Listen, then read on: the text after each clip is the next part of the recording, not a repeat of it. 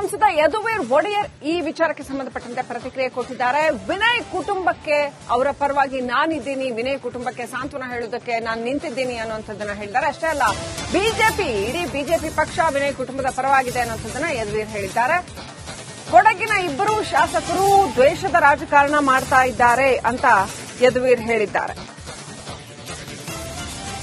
Republic ಕನ್ನಡಕ್ಕೆ ಸಂಸದ ಯದುವೀರ್ ಹೇಳಿಕೆ ಕೊಟ್ಟಿರತಕ್ಕಂಥದ್ದು. ಇಬ್ಬರು ಶಾಸಕರ ಮೇಲೆ ಎಫ್ಐಆರ್ ದಾಖಲಾಗಬೇಕು ಅಂತ ಆಗ್ರಹಿಸಿದ್ದಾರೆ.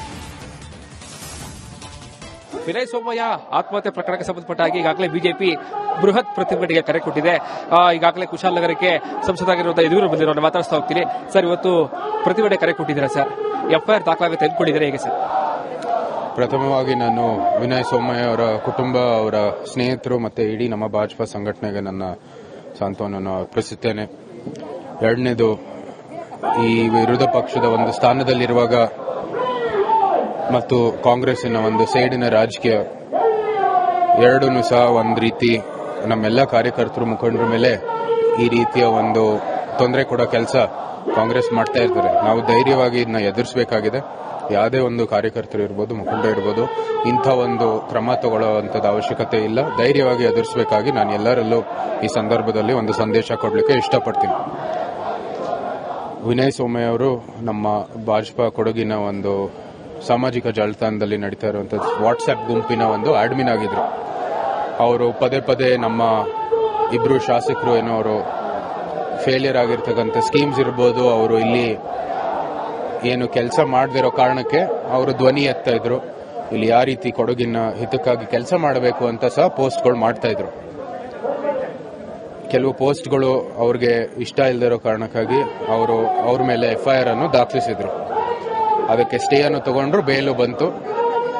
ಆದ್ರೂ ಸಹ ಕಾನೂನಾತ್ಮಕವಾಗಿ ಇವರು ಹೋರಾಟ ಮಾಡ್ತಾ ಇದ್ರು ಸಹ ಪದೇ ಪದೇ ನಿರಂತರವಾಗಿ ಇವ್ರಿಗೆ ತೊಂದರೆ ಕೊಡ್ತಾ ಬಂದ ಇದ್ರು. ಇನ್ನು ಪೆಟಿ ಕೇಸ್ಗಳು, ಏನು ಆಡಳಿತ ದುರ್ಬಳಕೆ ಮಾಡೋ ಮೂಲಕ ಬಹಳನೇ ಹಿಂಸೆ ಕೊಟ್ಟರು.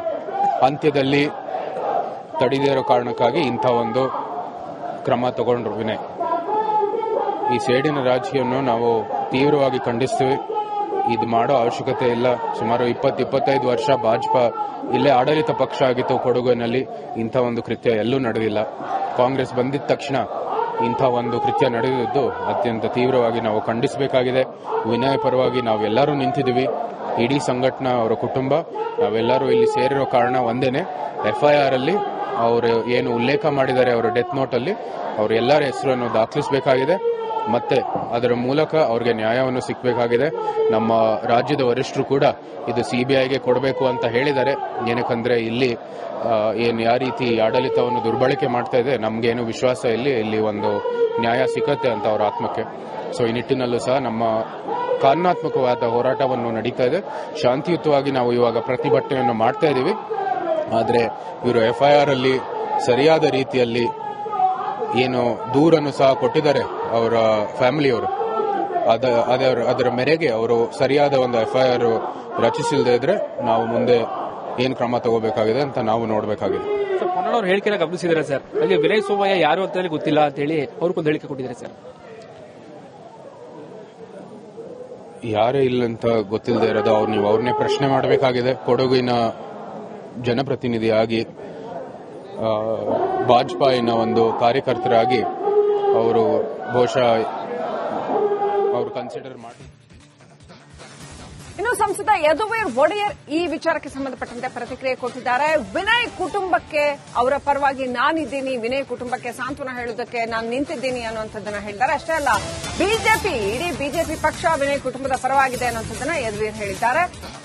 ಕೊಡಗಿನ ಇಬ್ಬರು ಶಾಸಕರು ದ್ವೇಷದ ರಾಜಕಾರಣ ಮಾಡ್ತಾ ಇದ್ದಾರೆ ಅಂತ ಯದುವೀರ್ ಹೇಳಿದ್ದಾರೆ. ರಿಪಬ್ಲಿಕ್ ಕನ್ನಡಕ್ಕೆ ಸಂಸದ ಯದುವೀರ್ ಹೇಳಿಕೆ ಕೊಟ್ಟಿರತಕ್ಕಂಥದ್ದು. ಇಬ್ಬರು ಶಾಸಕರ ಮೇಲೆ ಎಫ್ಐಆರ್ ದಾಖಲಾಗಬೇಕು ಅಂತ ಆಗ್ರಹಿಸಿದ್ದಾರೆ. ವಿನಯ್ ಸೋಮಯ್ಯ ಆತ್ಮಹತ್ಯೆ ಪ್ರಕರಣಕ್ಕೆ ಸಂಬಂಧಪಟ್ಟ ಹಾಗೆ ಈಗಾಗಲೇ ಬಿಜೆಪಿ ಬೃಹತ್ ಪ್ರತಿಭಟನೆಗೆ ಕರೆ ಕೊಟ್ಟಿದೆ. ಈಗಾಗಲೇ ಕುಶಾಲನಗರಕ್ಕೆ ಸಂಸದರಾಗಿರುವ ಯದುವೀರ್ ಬಂದಿರೋ ಮಾತಾಡಿಸ್ತಾ ಹೋಗ್ತೀನಿ. ಸರ್, ಇವತ್ತು ಪ್ರತಿಭಟನೆ ಕರೆ ಕೊಟ್ಟಿದ್ದೀರಾ ಸರ್, ಎಫ್ಐಆರ್ ದಾಖಲಾಗುತ್ತೆ ಅಂದ್ಕೊಂಡಿದ್ದಾರೆ, ಹೇಗೆ ಸರ್?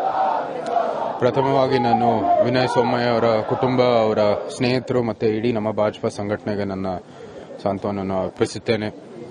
ಎರಡನೇದು, ಈ ವಿರೋಧ ಪಕ್ಷದ ಒಂದು ಸ್ಥಾನದಲ್ಲಿರುವಾಗ ಮತ್ತು ಕಾಂಗ್ರೆಸ್ಸಿನ ಒಂದು ಸೇಡಿನ ರಾಜಕೀಯ ಎರಡನ್ನೂ ಸಹ ಒಂದು ರೀತಿ ನಮ್ಮೆಲ್ಲ ಕಾರ್ಯಕರ್ತರು ಮುಖಂಡರ ಮೇಲೆ ಈ ರೀತಿಯ ಒಂದು ತೊಂದರೆ ಕೊಡೋ ಕೆಲಸ ಕಾಂಗ್ರೆಸ್ ಮಾಡ್ತಾ ಇರ್ತಾರೆ. ನಾವು ಧೈರ್ಯವಾಗಿ ಇದನ್ನ ಎದುರಿಸಬೇಕಾಗಿದೆ.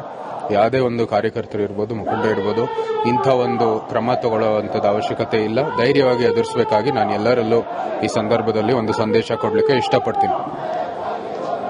ವಿನಯ್ ಸೋಮಯ್ಯ ಅವರು ನಮ್ಮ ಭಾಜಪಾ ಕೊಡಗಿನ ಒಂದು ಸಾಮಾಜಿಕ ಜಾಲತಾಣದಲ್ಲಿ ನಡೀತಾ ಇರುವಂತಹ ವಾಟ್ಸ್ಆಪ್ ಗುಂಪಿನ ಒಂದು ಅಡ್ಮಿನ್ ಆಗಿದ್ರು.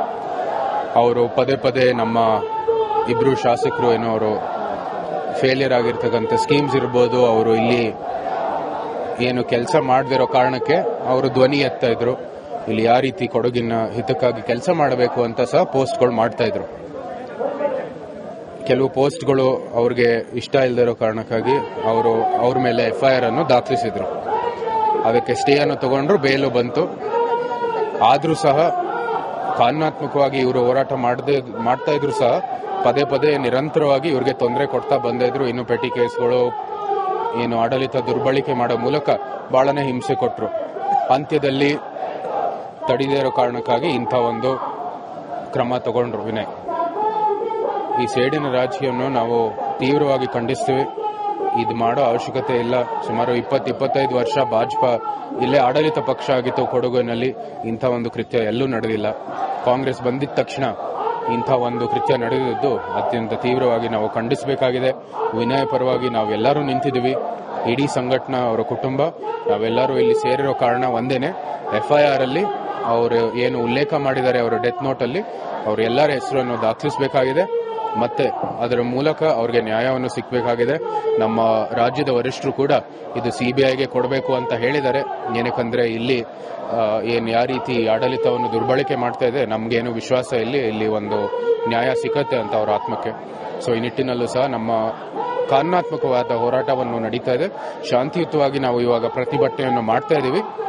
ಆದರೆ ಇವರು FIR ಅಲ್ಲಿ ಸರಿಯಾದ ರೀತಿಯಲ್ಲಿ ಏನು ದೂರನ್ನು ಸಹ ಕೊಟ್ಟಿದ್ದಾರೆ ಅವರ ಫ್ಯಾಮಿಲಿಯವರು, ಅದರ ಮೇರೆಗೆ ಅವರು ಸರಿಯಾದ ಒಂದು FIR ರಚಿಸಿಲ್ಲದೆ ಇದ್ರೆ ನಾವು ಮುಂದೆ ಏನ್ ಕ್ರಮ ತಗೋಬೇಕಾಗಿದೆ ಅಂತ ನಾವು ನೋಡಬೇಕಾಗಿದೆ.